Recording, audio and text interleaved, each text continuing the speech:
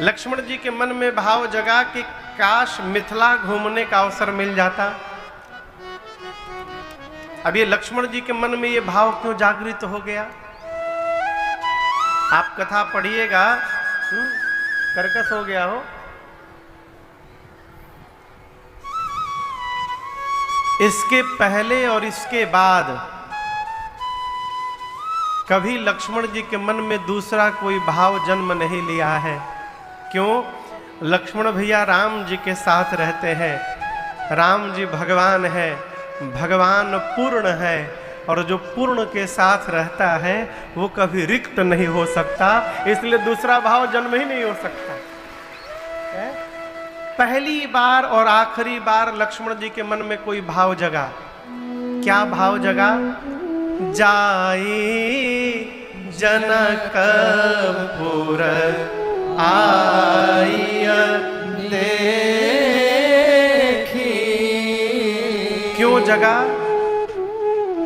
हमारे पूज्यपाद गुरुदेव भगवान कहते हैं, बाबू लक्ष्मण जी अयोध्या से आए हैं। कहां से आए हैं? बोलिए। अयोध्या से। अयोध्या वो भूमि है जहां पर भगवान ने अवतार लिया है, ठीक ना? और एक बात समझिएगा, भगवान को यदि प्राप्त करना है तो भगवान के पीछे पड़ने की आवश्यकता नहीं है। भगवान की भक्ति यदि जीवन में अवतरित हो गई तो भगवान को ढूंढना नहीं पड़ेगा, भगवान आपको ढूंढना प्रारंभ कर देंगे। राम जी कहते हैं कि भक्ति के साधन कहूं बखानी। अयोध्या वासियों से राम जी कहते हैं, मैं भक्ति का साधन बताता हूं। कौन भक्ति? कैसी भक्ति? सुगम पंथ मोहि पावहि प्राणी। भक्ति ही वो मार्ग है जिस पर जाने पर भगवान प्राप्त हो जाते हैं। लक्ष्मण जी उस भूमि से आए हैं जहां पर भगवान ने जन्म लिया है। लक्ष्मण जी अयोध्या का दर्शन कर चुके हैं, नित्य करते हैं। अब लक्ष्मण जी उस भूमि का दर्शन करना चाहते हैं जहां पर भगवान की भक्ति ने जन्म लिया है, अवतार लिया है, इसलिए मिथिला देखने का भाव जगा। लेकिन आप दर्शन करिए, यहां कथा चल रही है।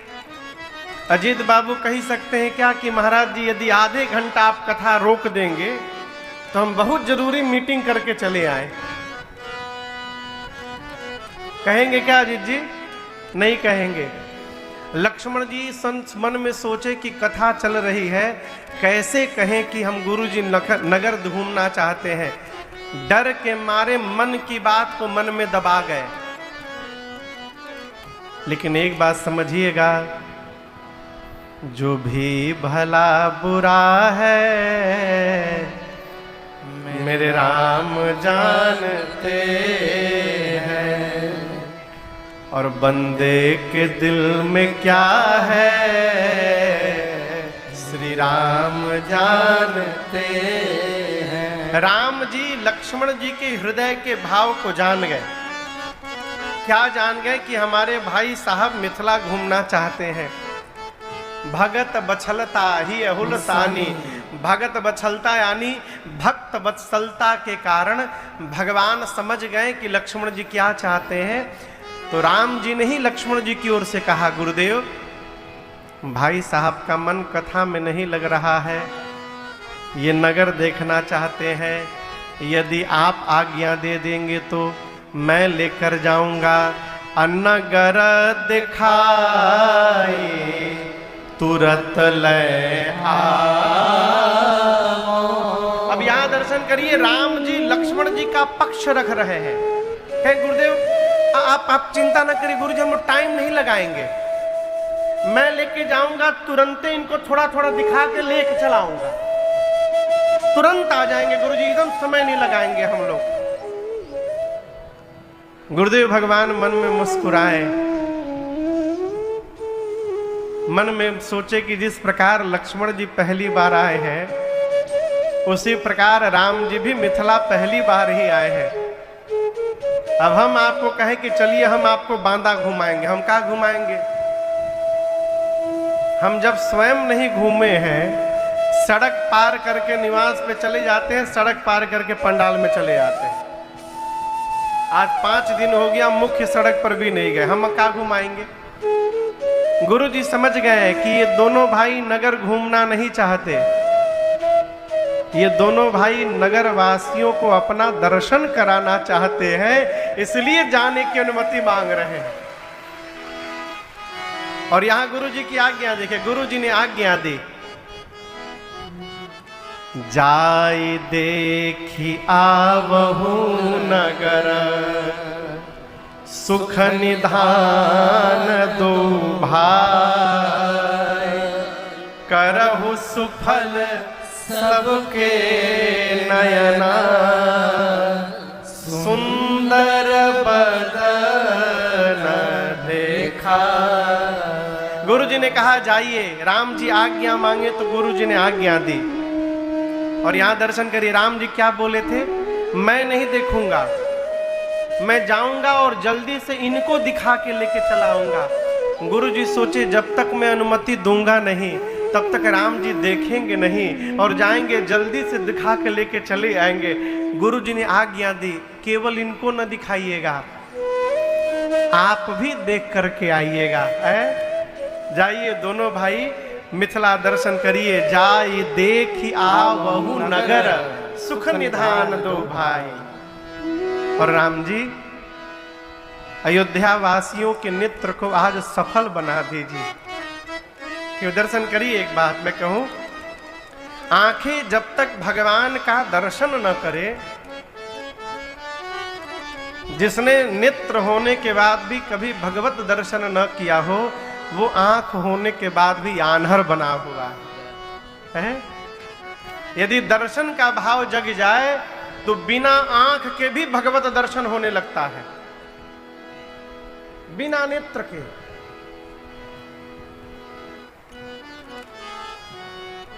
यहां कहते हैं, करहु सुफल सबके नयना, सुंदर बदन देखा। यही बात मारीच कहते हैं, निज परम प्रीतम देखी लोचन, सुफल करी सुख पाई। आप कल्पना करिए, कोई व्यक्ति मरने जा रहा हो और नाच रहा हो, आप सोच सकते हैं? सरकार, कोई मरने जा रहा है, जान रहा है कि 5 मिनट बाद मैं मरने वाला हूं, और नाच रहा है। ऐसा उदाहरण है मारीच। मारीच के पास रावण ने कहा, चलो सोने का मृग बनो, राम की पत्नी सीता का हरण करना है। मारीच ने कहा, रावण मति खराब हो गई है का? अरे राम ब्रह्म है, भगवान है, मैं कहता हूं शरण में चले जाओ तो उद्धार हो जाएगा। रावण बोला, प्रवचन सुनने नहीं आया हूं तुमसे, चल रहे हो कि नहीं चल रहे हो, हां ना में उत्तर दो।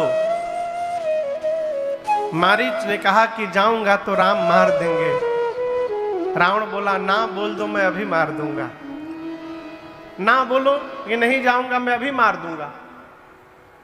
मारीच ने देखा कि मरना तय हो गया है, जाऊंगा तो राम जी मारेंगे, नहीं जाऊंगा तो ये पापी मारेगा। यदि मरना ही है तो पापी से क्यों मरा जाए, चलकर भगवान के हाथों मरा जाए, उद्धार होगा। चल पड़े, सोने का मृग बनकर चल पड़े, माया का मृग। लेकिन आप पढ़िएगा मानस जी, मारीच नाच रहे हैं, आज जाऊंगा। निज परम प्रीतम देखी लोचन, अपने परम प्रियतम का दर्शन करूंगा और आंख को सुफल करी सुख पाई। आज मैं अपने नेत्र को धन्य कर लूंगा। मारीच मन में सोच रहे, मैं जाऊंगा राम जी धनुष बाण लेके मुझे मारने के लिए दौड़ेंगे। कितना सौभाग्य है हो, पूरा जगत राम जी के पीछे दौड़ता है, आज राम जी मेरे पीछे दौड़ने वाले हैं। मेरे से भाग्यशाली आज संसार में कौन होगा? कहने का अर्थ है आंख की सफलता, आंख की धन्यता भगवत दर्शन में है। गुरु जी ने कहा करहु सुफल सबके नयना, सुंदर बदना देखा, सुंदर बदना देखा। जैसे गुरु आज्ञा मिली, श्री राम लक्ष्मण जी प्रणाम करके गुरु जी को चल पड़े। पूरी मिथिला में राम जी के सौंदर्य की चर्चा है, पूरी मिथिला में। जनक जी अकेले नहीं गए थे, जनक जी के साथ संग सचिव सुचि भूरि भट भूसुर वर गुर ज्ञात, इतने सारे लोग गए थे। और सबने देखा था कि राम जी के रूप को देखकर जनक जी की मति बावली हो गई थी। निराकार को मानने वाले जनक जी राम जी के साकार आकार में अझुरा गए। लोग अपने अपने घर जाकर बताने लगे, दो इतने सुंदर सुंदर बालक आए हैं, जनक जी उन पर मोहित हो गए। आज ये घटना थी मिथिला में। मिथिला वासी सोचते थे क्या हमारे भाग्य में उनका दर्शन लिखा है क्या है? वो तो वीवीआईपी लोग हैं, किसी विशेष घर में होंगे, वहीं से चले जाएंगे, हम लोगों को उनका दर्शन नहीं मिल पाएगा। यही बात है माई बाप, भगवान उसी को दिखाई पड़ते हैं जो भगवान को देखना चाहता है। आप मन में चाह रखिए, आपके घर में पहुंच जाएंगे। आप करके तो देखिए। मिथिलावासी मन में भाव जगाएं। राम जी लक्ष्मण जी को लेकर नगर में पहुंच गए। सूचना फैली, देखा नगारा भूप सुत आए, देखा नगारा भूप सुत आए, समाचार पुरवासे न पाए, समाचार पुरवासे न पाए। सब धाए धामा काम सब त्यागी, धाए धामा काम सब त्यागी, मन हो रंक निधि लूटन लागी, मन हो रंक निधि लूटन लागी, जुवती भवन झरोखन लागे, जुवती भवन झरोखन लागे, निरखनि राम रूप अनुरागे, निरखनि राम रूप अनुरागे, निरखनि राम रूप अनुरागे।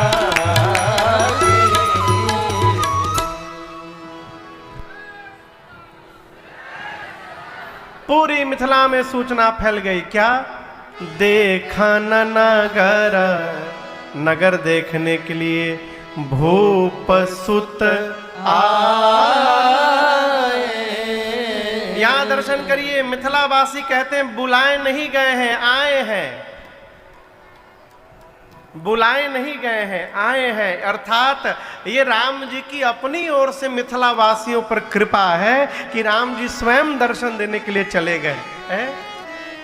लोग दौड़ पड़े। कथा सुनने आप हजारों लोग आए हैं, लेकिन सब एक ही तरह नहीं आए होंगे।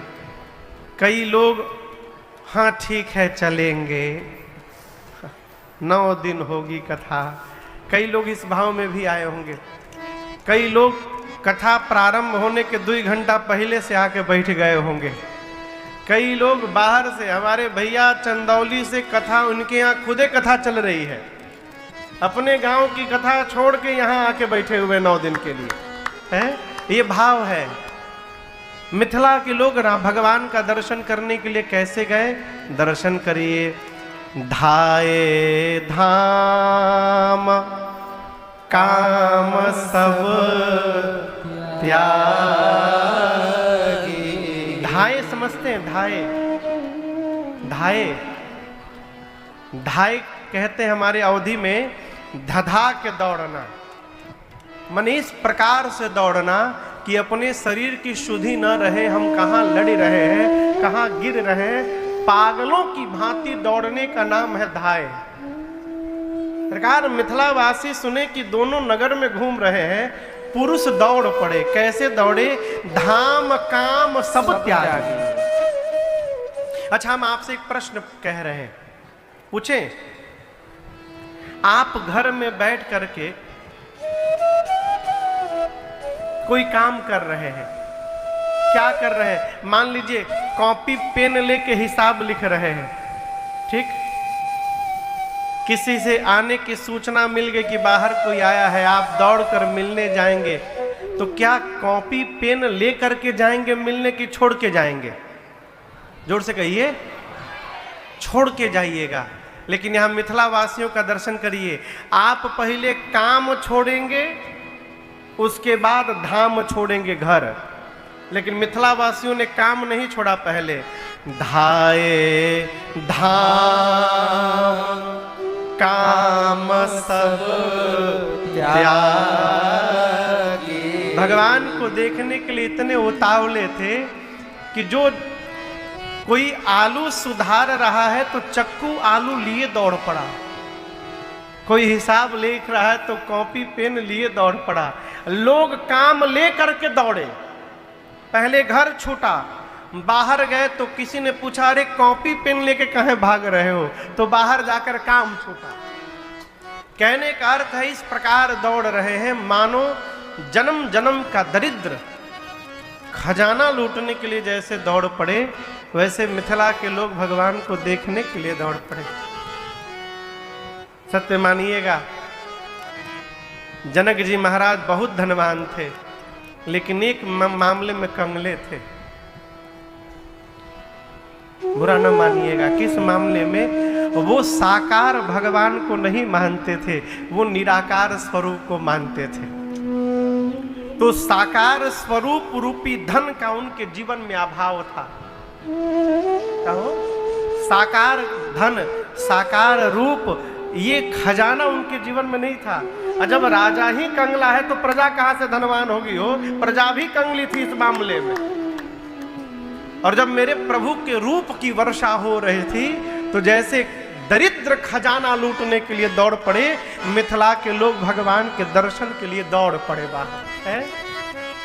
सखियां घर के छतों पे खड़ी हो गई, झरोखों पे लगी भगवान को दर्शन करने। एक कहती है कितने सुंदर हैं हो, एकदम लग रहा है कि ब्रह्मा जी आ गए हैं। एक ने कहा चुप नहीं रहोगी, ब्रह्मा जी के 4 मुख हैं, इनके तो एक ही मुख है, ब्रह्मा जी नहीं हो सकते। एक ने कहा फिर विष्णु भगवान? बोले नहीं नहीं, उनके तो 4 भुजाएं हैं, इनके पास तो 2 ही भुजा है, विष्णु जी भी नहीं है ऐसे। एक ने कहा कि फिर शंकर भगवान कैसे रहेंगे? एक सखी बोली और कोई नहीं मिला तुमको? शंकर भगवान बिकट बेश मुख पंच पुरारी, विकराल रूप बना के रहते हैं। अरे ये तो इतने सुंदर है कि इनके एक एक अंग पर यदि करोड़ों करोड़ों कामदेव को न्यौछावर कर दिया जाए तो कम पड़ेगा, जितने सुंदर ये दिखाई दे रहे। सखियां ऊपर से निवेदन करने लगी, श्री दशरथ राज कुमार नजर तोहे लग जाएगी।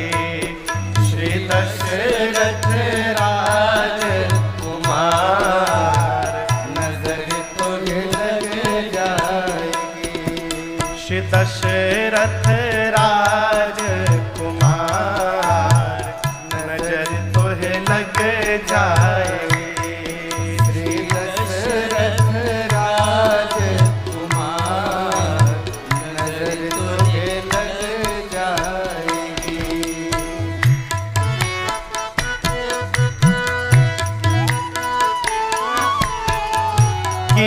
मुकुट सुंदर सिर सोहे, कीट मुकुट सुंदर सिर सोहे, श्रवणन कुंडल मुनि मन मोहे, श्रवणन कुंडल मुनि मन मोहे, और हिय हिरन की हार नजर तोहे लग जाए, अरे हिय हिरन की हार नजर तोहे लग जाएगी। श्री दशरथ राजकुमार नजर तोहे लग जाएगी।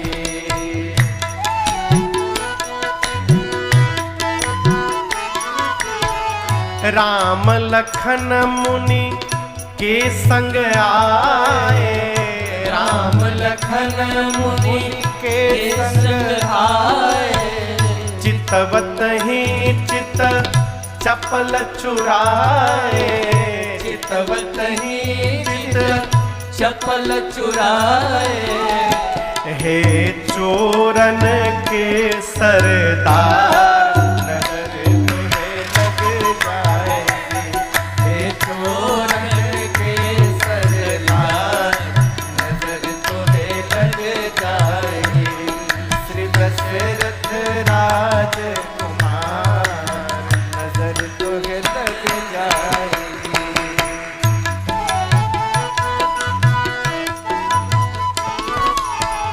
यह चर्चा घर घर अलियन में, यह चर्चा पूरी मिथिला में का बिचरे मिथिला के गलियन में, बिचरे मिथिला के गलियन में, जनु देह धरे श्रृंगार नजर तोहे लग जाएगी, जनु देह धरे श्रृंगार नजर तोहे लग जाएगी। श्री दशरथ राजकुमार नजर तोहे लग जाएगी।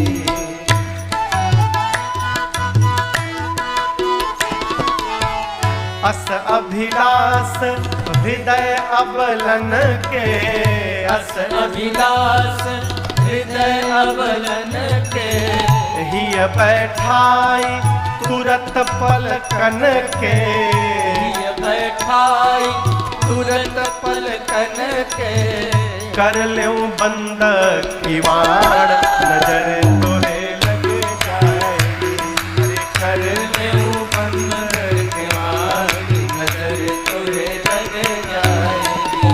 श्री दशरथ राजकुमार नजर तोहे लग जाएगी।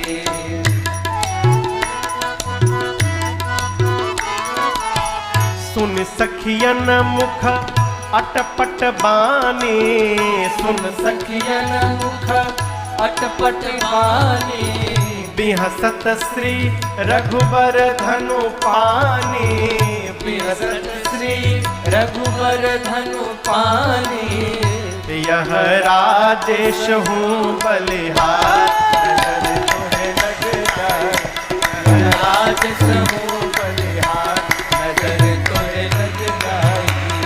श्री दशरथ राजकुमार नजर तोहे लग जाएगी, श्री दशरथ राजकुमार नजर तोहे लग जाएगी, नजर तोहे लग जाएगी, नजर तोहे लग जाएगी। हे चोरन के सरदार नजर तोहे लग जाएगी। आपसे कहूं, उस छत पर मेरी सीता मैया की 8 सखियां खड़ी थीं। कितनी सखियां? 8 सखी। पहली सखी बोली, संसार में ऐसा कौन होगा जो इनके रूप पर मोहित न हो जाए। दूसरी बोली, चुप रहो, मैं बताती हूं इनके बारे में। ये जो आगे आगे सांवले वाले हैं, इनका नाम है राम। ये पीछे जो धनुष लेके गोरखू चल रहे हैं, इनका नाम है लक्ष्मण। ये दोनों अयोध्या वाले महाराज के पुत्र हैं, यज्ञ की रक्षा करने निकले हैं घर से। रास्ते में सतानंद जी की मां अहल्या का उद्धार भी कर दिए हैं और यहां धनुष यज्ञ देखने के लिए आए हैं। ये कौन बात कर रहा है? सखियां। कहां? नीचे, ऊपर। नीचे राम लक्ष्मण जी थे। लक्ष्मण जी सुन लिए। लक्ष्मण जी बोले राम जी से, भैया लग रहा है कि बहुत कोई खास अपना ऊपर बैठा है, फुल इंफॉर्मेशन है हम लोगों का, एक बार देखूं क्या ऊपर? राम जी बोले चुपचाप नीचे देखो, देखना मत ऊपर भूल के। तीसरी सखी बोली ये गोरा वाला तो नहीं, लेकिन इस सांवले वाले को देखकर ऐसा लग रहा है ना कि हमारी किशोरी जी के लिए एकदम उचित दूल्हा होंगे, इनसे योग्य कोई दूल्हा नहीं हो सकता है। लक्ष्मण भैया बोले भैया अब तो विवाह की भी सेटिंग होने लगी ऊपर, एक बार देखूं? राम जी बोले देखला कि फंसला, देखना नहीं, नीचे देखो। चौथी सखी बोली यदि महाराज इनको देख लेंगे तो मेरा मन कहता है कि बरबस इनसे विवाह करा देंगे। पांचवी सखी बोली क्या बोल रही हो, महाराज ने इनको देखा भी और पहचाना भी है, लेकिन प्रण का त्याग नहीं किया। छठवीं सखी बोली चिंता न करो, जहां तक मैंने सुना है ब्रह्मा जी सबको उचित फल देते हैं, यदि ये सत्य है तो ये सांवला ही सीता को प्राप्त होगा, इसमें कोई संशय नहीं है। लेकिन आपको बताऊं हर ग्रुप में एक दो निगेटिव माइंड के लोग रहते हैं। सातवीं सखी ने संशय प्रकट कर दिया। अरे बोली सातवीं सखी छोट देखन में है राम को देख कर रच दिए हैं विधाता ने जोड़ी सुघर, पर ये धनुष कैसे तोड़ेंगे हैं बारे कुंवर। कितने छोटे हैं दिखने में, इनसे धनुष हिलेगा भी नहीं। ये राम जी धनुष कैसे तोड़ेंगे हैं बारे कुंवर। मन में शंका बनी की बनी रह गई, धनुष कैसे तोड़ेंगे हैं बारे कुंवर। सातवीं सखी ने कहा देखने में इतने छोटे हैं, इनसे धनुष हिलेगा भी नहीं। अंतिम सखी आठवीं सखी का नंबर आया। बोली क्या बोल रही हो? अरे बोली आखिरी सखी छोट देखन में है, पर चमत्कार इनका तू नहीं जानती, पर चमत्कार इनका तू नहीं जानती। एक कहीं बाण में ताड़का राक्षसी, बस एक कहीं बाण में ताड़का राक्षसी, उठ सकी ना पड़ी की पड़ी रह गई। एक ही बाण में ताड़का राक्षसी, एक ही बाण में ताड़का राक्षसी, उठ सकी ना पड़ी की पड़ी रह गई। एक ही बाण में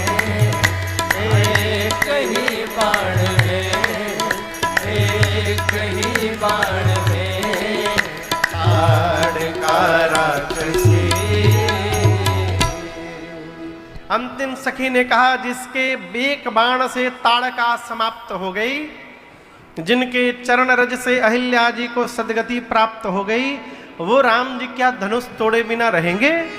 मेरी मानो, जिन ब्रह्मा जी ने सीता जी को बनाया है, उन्हीं ब्रह्मा जी ने इस सांवले को भी बनाया है। दूल्हा तो यही बनेगा, इसमें कोई संशय नहीं है। सखियां गदगद हो गई। लेकिन आपको एक बात बताऊं, सखियां ऊपर है, राम जी कहां है? नीचे। कई लोग रास्ते पे चलते हैं ना, तो चारों तरफ देखते चलते हैं, लेकिन मेरे राम जी सीधा चलते हैं, सीधा देखते हैं। राम जी ऐसे देख नहीं रहे हैं, इसलिए सखियों को पूरा चेहरा दिखाई नहीं दे रहा है, तो सखियां प्रार्थना करती हैं। ये रचना मेरे पूज्यपाद गुरुदेव भगवान की है। सखियां कहती हैं ऊपर से, तनी समझते हैं?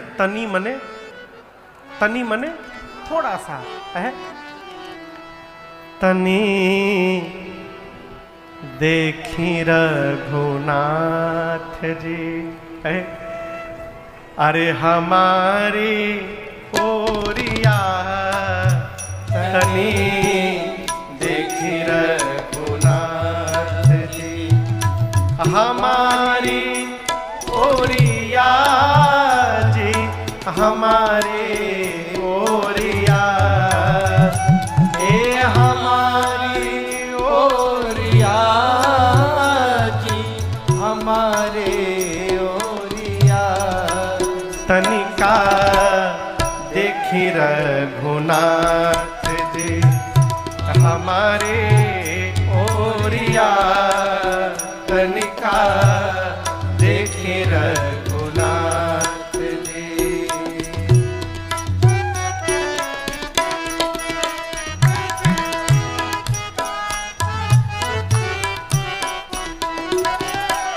सुंदर श्यामल गौर मनोहर, सुंदर श्यामल गौर मनोहर, आँखियाँ में बसली मधुर जोड़िया जी, आँखियाँ में बसली मधुर जोड़िया, तनिका देखे रघुनाथ जी, हमारी ओरिया, तनिका देखे रघुनाथ जी।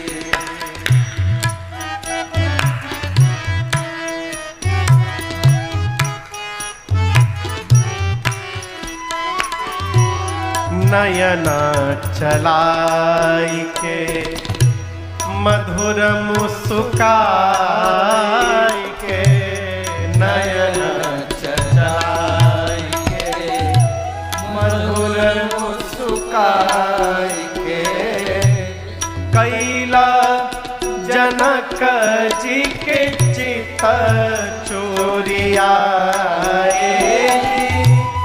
कैला जनक जी के चित चोरिया, तनिका देखी रघुनाथ जी, हमारी ओरिया, तनिका देखी रघुनाथ जी।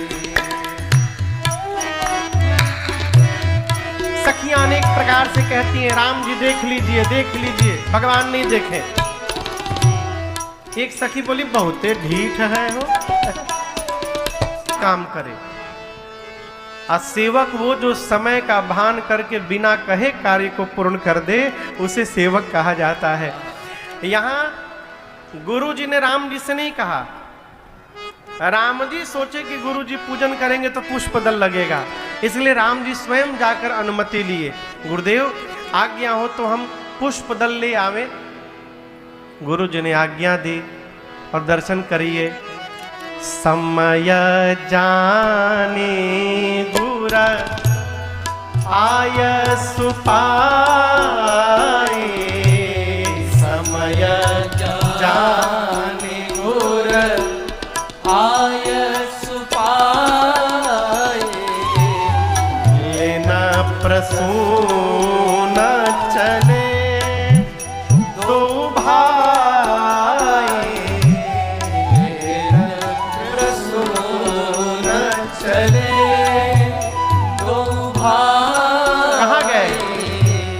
भूप बाग बर देखे जाए, भूप बाग बर देखे जाए, जहाँ बसंत ऋतु रही लुभाए,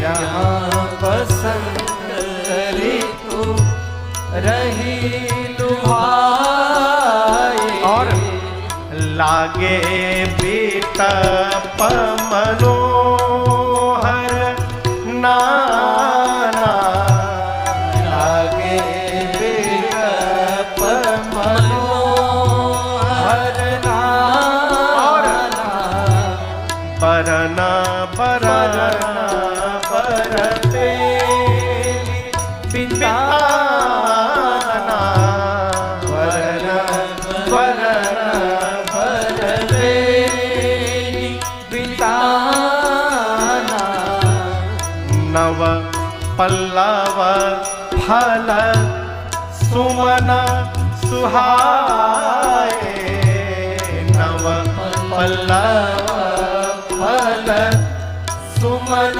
सुहाए, और निज संपत्ति सुर रूख लजाए, निज संपत्ति सुर रूख लजाए, चातक कोकिल कीर चकोरा, चातक कोकिल कीर चकोरा, ये चारों पूजत बिहग नटत कलमोरा, पूजत बिहग नटत कलमोरा, पूजत बिहग नटत कलमोरा, पूजत बिहग नटत कलमोरा। राम जी महाराज जनक जी के पुष्प वाटिका में प्रवेश करते हैं और यहाँ गोस्वामी जी ने इतना अद्भुत वर्णन किया है इस बाग का। आपसे निवेदन करूं, राम जी जब पुष्प वाटिका में जब गए हैं तो उस समय जो ऋतु थी उस ऋतु का नाम था शरद ऋतु। कौन सी ऋतु थी? शरद ऋतु। शरद ऋतु, ठंड का समय था सरकार। लेकिन गोस्वामी जी कहते हैं कि बाग के भीतर ऐसा लग रहा है कि मानो जहां बसंत ऋतु रही लुभाई, ऐसा लग रहा है मानो बसंत ऋतु का आगमन हो गया हो। जानते हैं क्यों? इसी बाग में आज पहली बार मेरे प्रभु और मेरी मैया का मिलन होने वाला है, जहां भगवान और भक्ति का मिलन हो जाए वहां सदैव बसंत रहता है। यदि जीवन में भक्ति अवतरित हो जाए तो हम जहां भी रहेंगे बसंत ऋतु रहेगा। गोस्वामी जी कहते हैं जितने पौधे लगे हैं सारे के सारे मनोहर हैं। मनोहर यानी जिनको देखने के बाद मन का हरण हो जाए। किसी भी पौधे पर पुराना पत्ता नहीं है, पुराने पुष्प नहीं है, पुराने फल नहीं है। इंद्र देवलोक में बैठकर जब जनक जी के बाग को देखते हैं तो उनको लज्जा आती है कि उनके देवलोक में भी उतना सुंदर बगीचा नहीं है जो जनकपुर में है? आज 5 पक्षी यहां आए हैं। कितने पक्षी आए हैं? चातक, कोकिल, कीरर, चकोरा। चातक है, कोकिल यानी कोयल है, कीर यानी तोता है और चकोर है। अब दर्शन करिए, ये गोस्वामी जी कहते हैं 5 पक्षी हैं। ये कोई पक्षी नहीं, ये सारे भगत हैं। पक्षी का रूप धारण करके बाग में चले गए हैं। आज प्रभु और मैया के मिलन का दर्शन करना है इनको। सामान्य रूप से भक्तों के 4 प्रकार बताए गए हैं। एक वो भगत जो दुख होने से भगत बना है, आर्त, उसको आर्त कहते हैं। एक वो भगत अर्थार्थी जिसको धन चाहिए, सुख चाहिए, ऐश्वर्य चाहिए, इसलिए भगवान की पूजा करता है, अर्थार्थी। एक है जिज्ञासु जो भगवान को जानना चाहता है, और चौथा भगत है ज्ञानी जो जान चुका है। ये 4 प्रकार के भगत हैं। यही चारों भगत चातक, कोयल, तोता, चकोर बन के आए हैं और आपस में बतिया रहे हैं। कूजत बिहग नटत कल मोरा। 5वां पक्षी मोर है। और आपको बताऊं ये कौन सा भगत है? ये एक नया भगत आज आया है। ऐसे तो 4 ही भगत बताए गए हैं, आर्त, अर्थार्थी, जिज्ञासु और ज्ञानी। ये चारों बतिया रहे हैं। लेकिन आज जो 5वां भगत आया है ना, ये प्रेमी भगत है। ये भगवान का प्रेमी भगत है। इसको दुख से कोई लेना देना नहीं, इसको ऐश्वर्य से कोई मतलब नहीं, इसको जानना भी नहीं है, ज्ञान से कोई लेना देना नहीं। इनको तो बस प्रेम करना है भगवान को, है? आपको एक बात बताऊं, कन्हैया के कहने पर उद्धव जी गोपियों को समझाने के लिए गए। गोपियों को समझाने गए कि क्यों तुम रोती रहती हो दिन रात कृष्ण के वियोग में?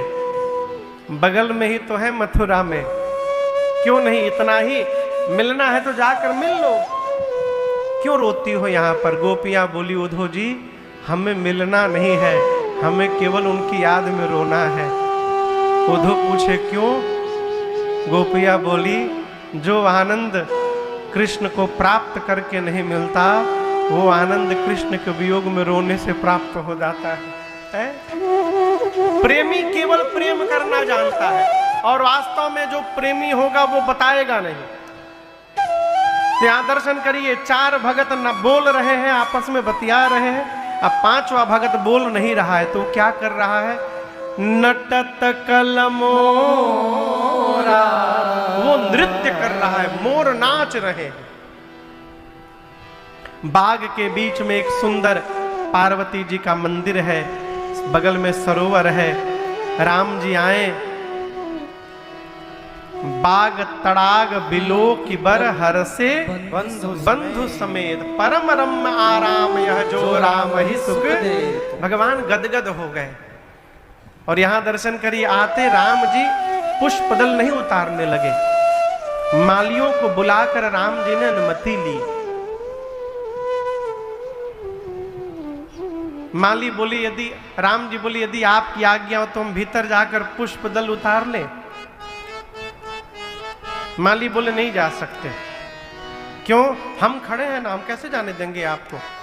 माली कहते हैं, अरे बगिया बिच आप दोनों को हम लोग जान न दई है, राम जी बिनती सुनो। आप लिस्ट बताइए, गुलाब कितना चाहिए, गेंदा कितना चाहिए, चंपा कितना चाहिए, चमेली कितना चाहिए, आप बताइए। दल फूल तोड़ी हम लई हो, राम जी बिनती सुनो। लक्ष्मण जी बोले क्यों नहीं भीतर जाएंगे हम क्यों भीतर नहीं जा सकते? माली बोली खतरा है आपसे इसलिए नहीं जाएंगे। बोले कैसी खतरा? माली बोले हमको पता चला है कि आपके भैया रास्ते में किसी पत्थर को पांव से छू दिए थे और वो पत्थर स्त्री बन के उड़ गया। ये सही बात है क्या? लक्ष्मण जी बोले हल्के में ले रहे हो मेरे भैया को, हमरे सामने की घटना है, बहुत रोकेगे तो तुमको छू के उड़ा देंगे। जैसे लक्ष्मण जी बोले माली थोड़ा पीछे चले गए, बोले दूर से बात करिए। यही तो बात है। पद पर सत उड़ गई शिला थी, हम लोगों को डर है आज कर पड़त बिटप उड़ी जई है, राम जी बिनती सुनो। माली बोले यदि वही जादू हाथ में भी हो गया तो राम जी पेड़ पौधा छूते जाएंगे, सारे पेड़ पौधे उड़ते जाएंगे, हम इतना बड़ा रिस्क लेने वाले नहीं हैं। लक्ष्मण जी बोले हम गारंटी लेते हैं आपका एक भी पौधा कम नहीं होगा। अब बोलिए। माली बोले फिर भी नहीं जाने देंगे। लक्ष्मण बोले क्यों? माली बोले देखिए आप बुरा न मानिएगा, हम एक बात बोले, आप भले गोर हैं। लक्ष्मण जी गोरे थे ना। माली बोले आप भले गोर हैं, लेकिन जितने सुंदर आपके भैया लग रहे हैं ना उतने सुंदर आप नहीं लग रहे हैं। गोरे हैं तो क्या हुआ है? आपके भैया तो लग रहे हैं सिर से लेकर पांव तक नवकंज लोचन कंज मुख कर कंज पद कंजारुणम। सिर से पांव तक कमल का पुष्प लग रहे हैं।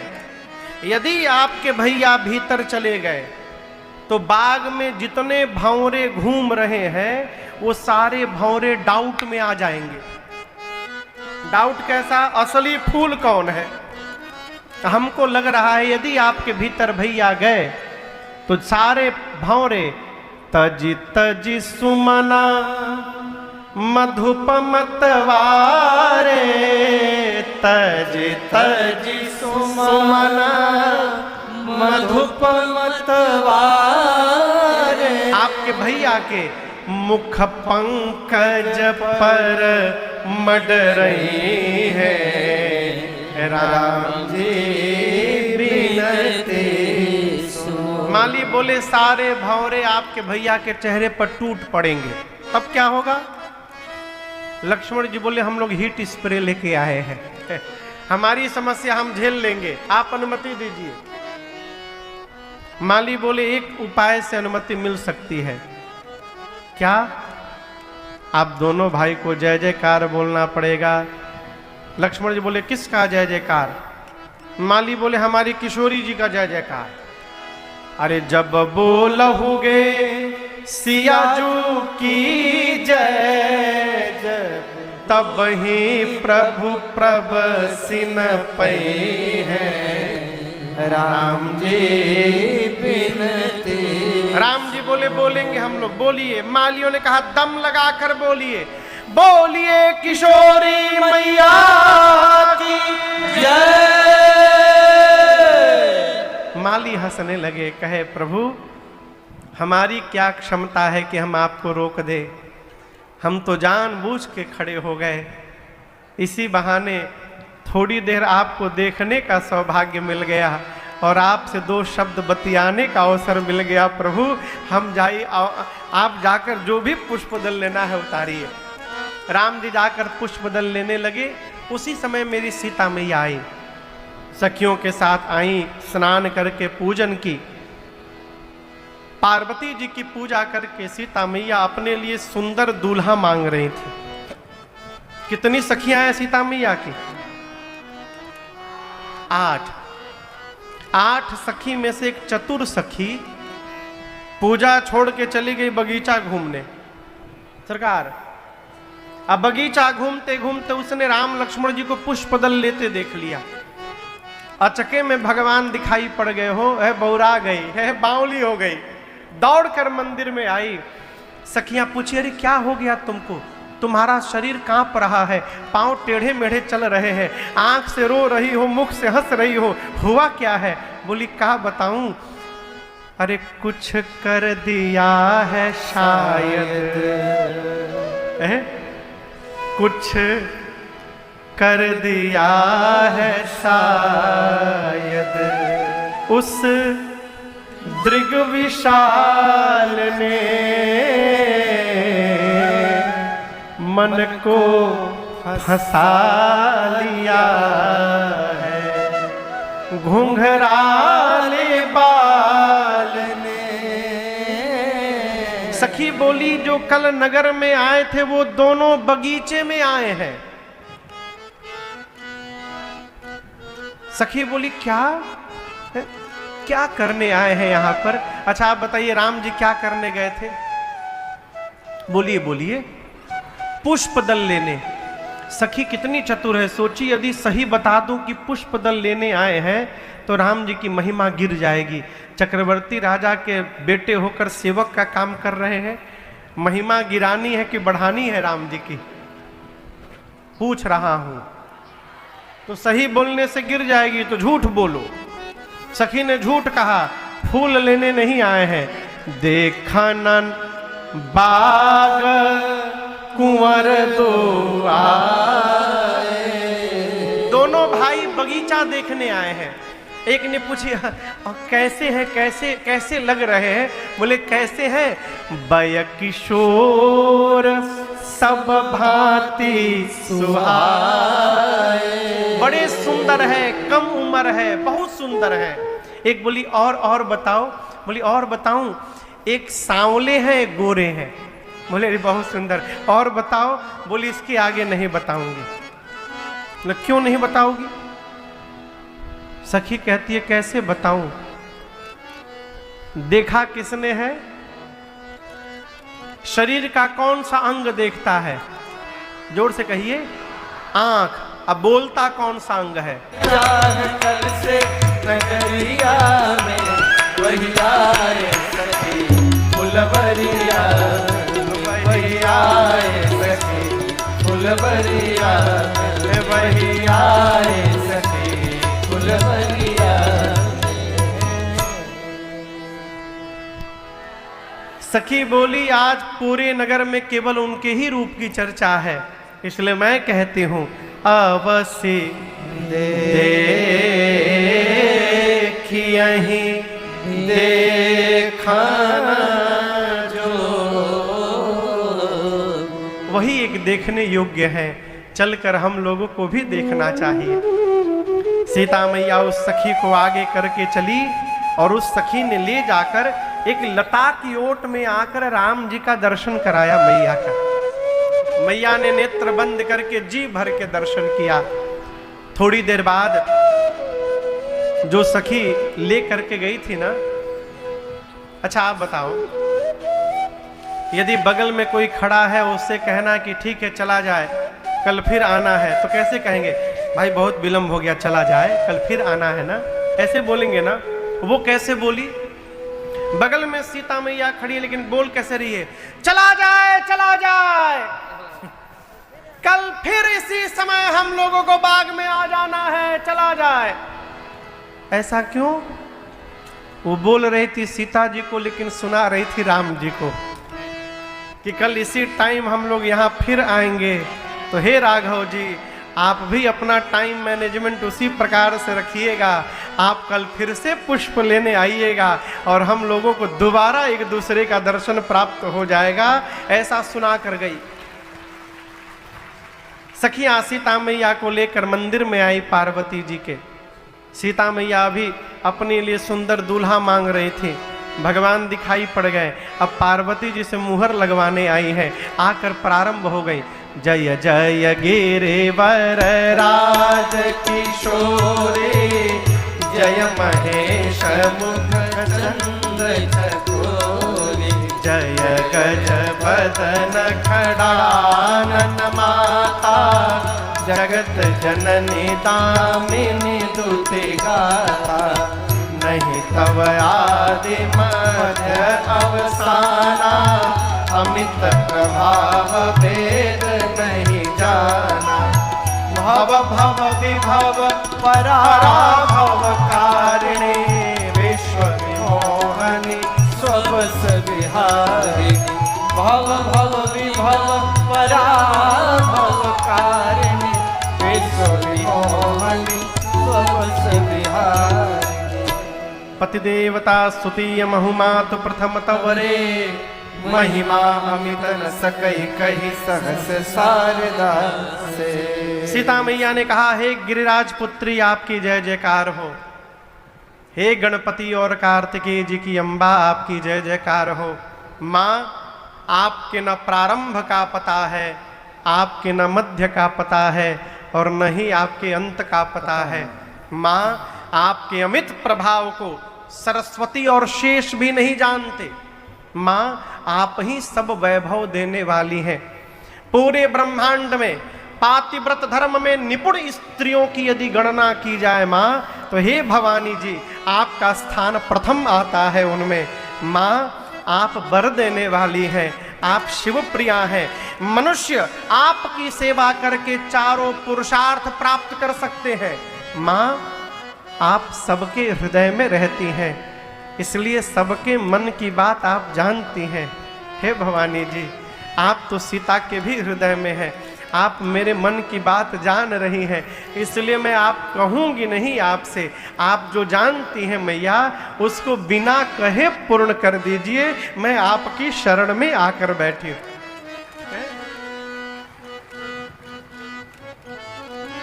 ये बड़ा अद्भुत प्रसंग है। भगवान सब जानते हैं।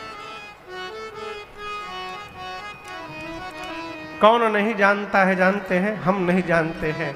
कहा, ये सब जानते ही बतिया हम नहीं जानते हैं, इसलिए मांगते रहते हैं। लेकिन आपसे कहूं, बंदे के दिल में क्या है मेरे राम जानते हैं, जो भी भला भला बुरा है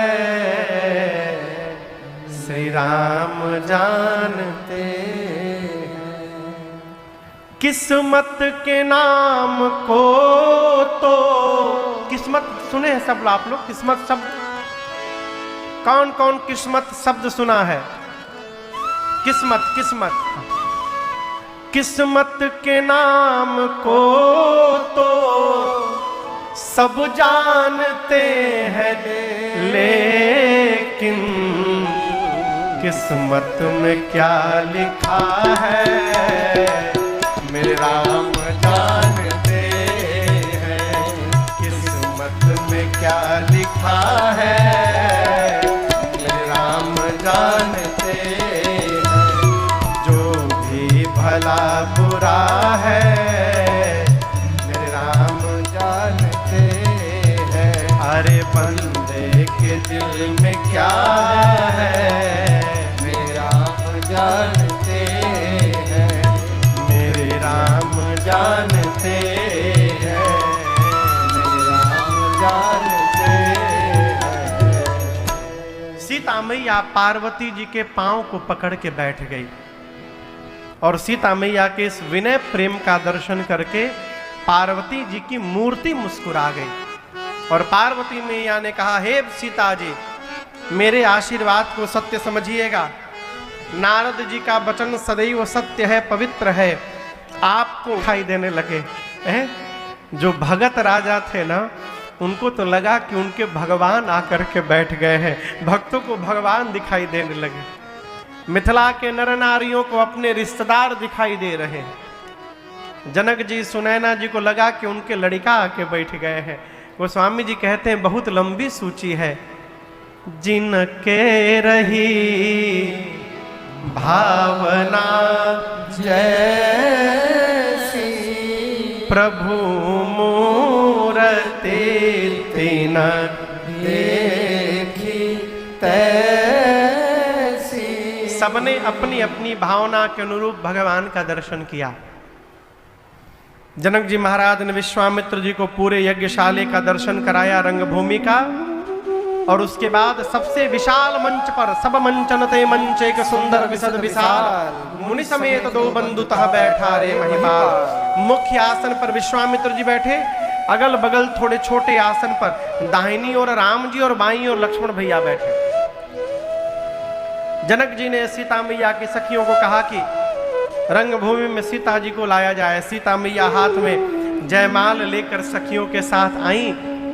मेरे माँ के अलौकिक सौंदर्य का दर्शन करके वहां जितने नर नारी थे सभा में, सबके सब मोहित हो गए। सीता मैया जाकर अपनी माँ सुनैना जी के निकट खड़ी हो गई। अब जनक जी महाराज ने अपने बंदी जनों को आदेश दिया कि सभा के मध्य में उपस्थित होकर मेरा प्रण सुनाया जाए। बंदी जन बीच सभा में जाकर खड़े होकर अपने दोनों हाथों को ऊपर उठा लिए।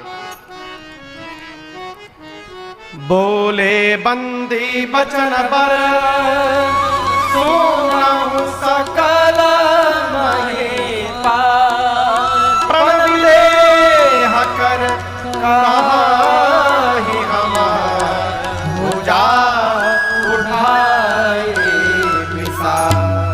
बंदी जनों ने कहा, दीप दीप से आए आप समस्त राजा महाराजा, हम अपने महाराज का प्रण सुनाने जा रहे हैं, ध्यान से सुनिएगा। आप जितने राजा यहां पर आए हैं, आप समस्त राजाओं के भुजाओं का बल यदि चंद्रमा के समान है तो शंकर के पिनाक को राहु समझिएगा, राहु है ये। ध्यान से देखिए, ये वही पिनाक है जिसको रावण और बाणासुर ने स्पर्श भी नहीं किया। ये वही पिनाक है जिसकी कठोरता पूरा विश्व